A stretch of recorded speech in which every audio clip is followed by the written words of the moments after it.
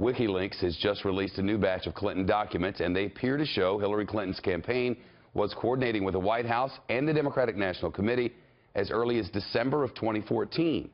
Why is that significant? Well, that's months before Secretary Clinton entered the race. In one exchange, the Clinton campaign manager, Robbie Mook, emailed a top Clinton aide named Cheryl Mills about the DNC's plans to hire a former senior Obama campaign staffer to help prepare for the general election. Robbie Mook writes, "I will definitely have a conversation with her once David Seamus, the White House political director, gets then DNC chair Debbie Wasserman Schultz and the DNC CEO, Dacey, aligned. I also want to keep her helping on Iowa planning next week." More on that exchange in just a moment. The leaks also revealed frustrations from within Clinton's team over her use of a private email server. One involves the campaign chairman, John Podesta, and Neera Tanden. She's the president of a liberal think tank who's currently helping Clinton campaign's White House transition team. In July of last year, Tanden wrote to Podesta, and I quote, "Do we actually know who told Hillary she could use a private email? And has that person been drawn and quartered? Like, whole thing is bleeping insane." The leaked documents also reveal top Clinton aide Doug Band claimed that he ran Bill Clinton, Inc., while describing his work at a private brokerage firm speaking deals for the former president worth tens of millions of dollars.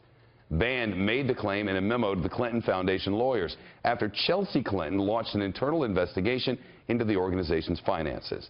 The Wikileaks document showed Chelsea Clinton had accused her father's aides of using their work at the foundation to help line their own pockets. It's convoluted and complicated, but Ed Henry has it for us to break it all down. Ed, tell us more about this apparent coordination between Clinton's aides and the DNC.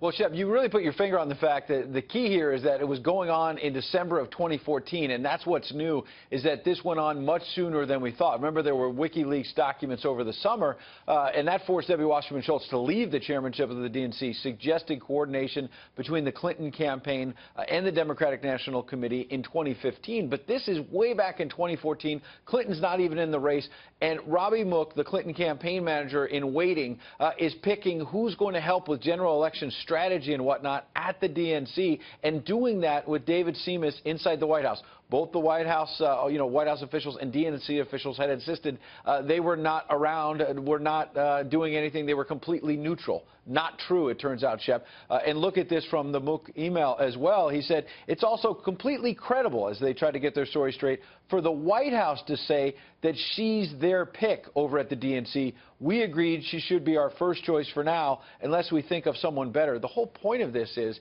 you have Robbie Mook pulling the strings with DNC staff, who's going to be over there with the White House's blessing and backing. Bottom line, Bernie Sanders, call your office. This suggests they were working against him behind the scenes. And Hillary Clinton, let's face it, needs those Sanders supporters to not be angry, get out and vote for her in the days ahead, Shep. Ed, what else are we learning from the memo from one of Bill Clinton's top aides? Yeah, Doug Band, and he's now out, and he was writing this in 2011 because you're right, the context is Chelsea Clinton had blown the whistle, said she heard that Doug Band had conflicts of interest and was using her father, the former president, of course, Bill Clinton, to help drum up business for Teneo, Doug Band's outside consulting company. And he said, wait a second, it's Bill Clinton who has conflicts of interest. And he says in this email that basically they were steering Clinton Foundation donors to also give money to Bill Clinton personally. And it yielded more than $30 million for him personally, with $66 million to be paid out over the next 9 years should he choose to continue with the current engagement. So they were taking Clinton Foundation donors, saying, yeah, give money to the charity, but also hire Bill Clinton as a consultant, have him do a pricey speech for you. Remember, the Clinton argument has been they do a lot of good work at that charity, but Donald Trump is out on the stump saying from the Republican side, all of these arrangements need to be investigated, Shep. Ed Henry, live in Washington. Thank you.